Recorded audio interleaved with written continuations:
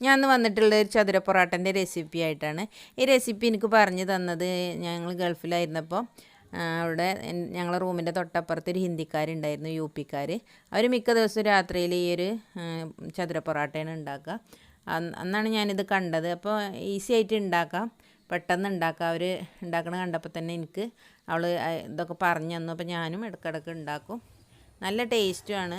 നമുക്ക് കറിയൊന്നും ഇല്ലാതെയും ചായൻ്റെ കൂടെയൊക്കെ വെറുതെ കഴിക്കാനൊക്കെ നല്ല ടേസ്റ്റാണ്. നല്ല മുരിഞ്ഞതാവുമ്പോൾ നല്ല വെറുതെ കടിച്ച് തിന്നാൻ രസമാണ്. അതുപോലെ കറിയൊക്കെ കൂട്ടി കഴിക്കാനും രസമാണ്. ഇനി അതെങ്ങനെ ഉണ്ടാക്കണമെന്ന് നോക്കാം. ഞാനിവിടെ ഒരു പാത്രം എടുത്തിട്ടുണ്ട്. അതിലേക്ക് പൊടി ഇട്ട് കൊടുക്കാം. ഞാൻ ഗോതമ്പ് പൊടിയാണ് എടുത്തിട്ടുള്ളത്. ഗോതമ്പ് പൊടി കൂടുതലും മൈദപ്പൊടി കുറച്ചുമാണ് എടുത്തിട്ടുള്ളത്. ഒരു 3 ഗ്ലാസ് ഗോതമ്പ് പൊടിയാണ് എടുത്തിട്ടുള്ളത്. അതിലേക്ക് 1 ഗ്ലാസ് മൈദപ്പൊടിയാണ് എടുത്തിട്ടുള്ളത്. അത് എന്താച്ചിട്ട് വെച്ചതായിരുന്നു. അത് ഈ ഒരു പാത്രത്തിലേക്ക് ഇട്ട് കൊടുത്തിട്ട് അല്പം ഉപ്പ് ഇട്ടിട്ട് നന്നായിട്ട് പൊടി നന്നായിട്ടൊന്ന് ഇളക്കി യോജിപ്പിക്കണം. ഇത് വെറും മൈദ വെച്ച് ഉണ്ടാക്കാം, വെറും ഗോതമ്പ് പൊടി വെച്ചുണ്ടാക്കാം. ഞാൻ രണ്ടും കൂടി വെറും ഗോതമ്പ് പൊടി ആകുമ്പോൾ ഒരു പറ്റങ്ങോട്ട് സോഫ്റ്റ് ആവും. അപ്പോൾ അതിനൊരല്പം മൈദപ്പൊടി ചേർത്ത് കൊടുത്താണ്. അപ്പോൾ ഉപ്പ് ഇട്ടിട്ട് നന്നായിട്ട് പൊടി ഒന്ന് ഇളക്കി യോജിച്ചിട്ടുണ്ട്. അതിലേക്ക് ആവശ്യത്തിന് വെള്ളം ഒഴിച്ചിട്ട് നന്നായിട്ട് കൈ വെച്ചിട്ട് കുഴച്ചെടുക്കണം. അപ്പോൾ ഇവിടെ നന്നായിട്ട് ഞാൻ കുഴച്ചെടുത്തിട്ടുണ്ട്. ഇനി ഇതൊരു അരമണിക്കൂർ നമുക്കൊന്ന് റെസ്റ്റ് ചെയ്യാൻ വെക്കാം. ഇതിനൊന്ന് ഒരടപ്പ് കൊണ്ട് അടച്ച് വെക്കുക. അപ്പോൾ ഞാൻ അരമണിക്കൂർ കഴിഞ്ഞിട്ട് ഈ മാവ് ഒന്ന് സോഫ്റ്റ് ആയിട്ടുണ്ട്. ഇനി ഒരു കൗണ്ടർ ടോപ്പിലിട്ടിട്ട് നന്നായിട്ട് കുഴച്ചെടുക്കണം. നന്നായിട്ട് നമ്മൾ കുഴച്ചെടുത്താലേ അതിൻ്റെ ഒരു സോഫ്റ്റ് കിട്ടുള്ളൂ. അപ്പോൾ കുഴച്ചെടുത്ത് നന്നെ ഉരുളകളാക്കുകയാണ്. ഓരോ ഉരുളകളാക്കിയിട്ട് നമുക്കിതിനെ പരത്തിയെടുക്കണം. ഈ ഒരു വലുപ്പത്തിലാണ് ഉരുളകൾ വേണ്ടത്. അപ്പോൾ ഞാൻ 4 ഗ്ലാസ് പൊടി കൊണ്ട് 12 ചതുര പൊറാട്ടക്കുള്ള ബോളുകളാക്കി വെച്ചിട്ടുണ്ട്. ഇനി നമുക്കിതിനൊന്ന് പരത്തിയെടുക്കണം. ഞാനൊരു പത്തിരി പലക എടുത്തിട്ടുണ്ട്. അതിലേക്ക് കുറച്ച് പൊടി തൂകിയിട്ട് ഇതിനൊന്ന് പരത്തിയെടുക്കുന്നുണ്ട്. ഞാൻ മെഷീനിൽ വെച്ചിട്ടൊന്ന് പ്രസ് ചെയ്തിട്ടുണ്ട് ആ ഒരു ബോള്. അപ്പോൾ ഈ ഒരു വലിപ്പം കിട്ടും. അപ്പോൾ പിന്നെ പരത്തി ആ ഷേപ്പിൽ പരത്തിയെടുക്കാൻ സുഖമാണ്. അതിനാണ് അതിലൊന്ന് പ്രസ് ചെയ്തെടുക്കുന്നത്.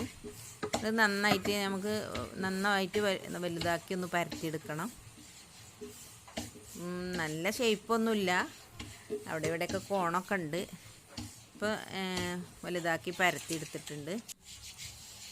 ഇനി ഇതിൽ വെളിച്ചെണ്ണ അല്ലെങ്കിൽ ഓയിലോ നെയ്യോ എന്താണ് നമുക്ക് ഇഷ്ടം വെച്ചാൽ അത് ഇതിൻ്റെ മുകളിലൊന്ന് ബ്രഷ് വെച്ചിട്ട് തൂകി കൊടുക്കുക. അപ്പോൾ അല്ലെങ്കിൽ ഞാൻ എണ്ണയാക്കിയിട്ടുണ്ട്. ഞാൻ വെളിച്ചെണ്ണയാണ് ആക്കിയിട്ടുള്ളത്. ഇതിന് 2 ഭാഗത്തൊന്നും ഇതേപോലെ ഒന്ന് മടക്കിയെടുക്കുക. എന്നിട്ട് പിന്നെ സൈഡിൽ നിന്നും ഇതേപോലെ ഒന്ന് മടക്കിയെടുക്കുക.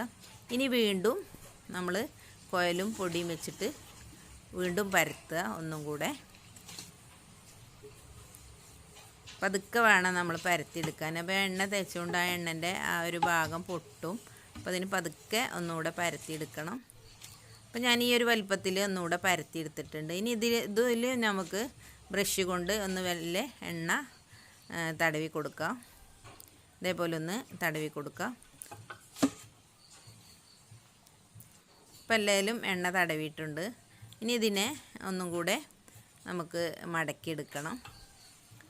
അപ്പോൾ മറ്റേത് മടക്കിയ മാതിരി നമുക്ക് മടക്കണ്ട. ആ ഭാഗത്തുനിന്ന് കുറച്ചും ഈ ഭാഗത്തുനിന്ന് അതിനൊപ്പം മടക്കിയാൽ മതി. ഉള്ളിലേക്ക് മടക്കേണ്ട ആവശ്യമില്ല.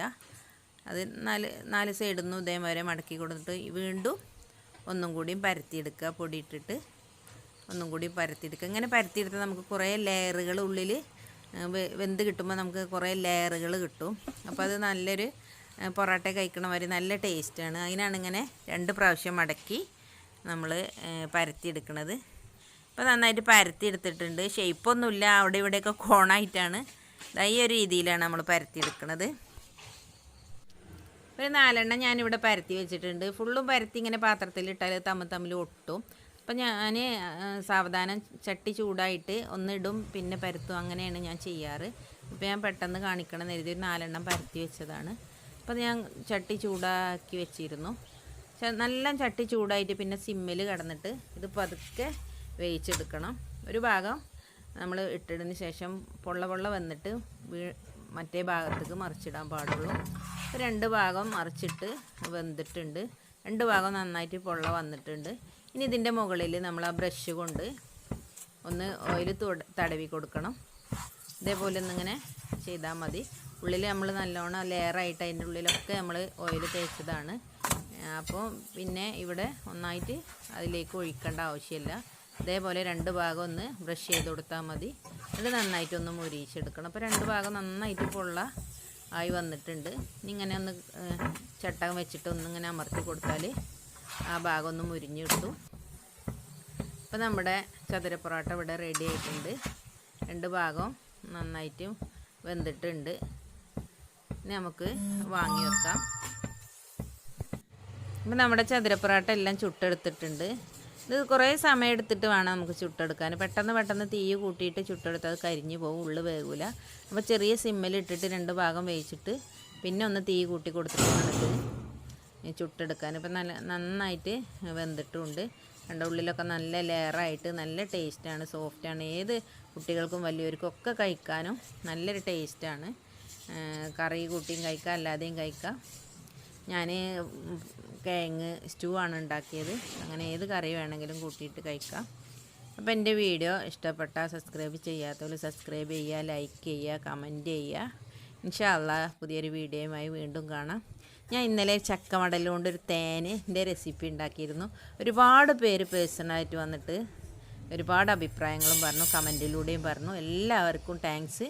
എൻ്റെ വീഡിയോ ഇനിയും എല്ലാവരും കണ്ട് സപ്പോർട്ട് ചെയ്യണമെന്ന് പറയുന്നു. Thank you.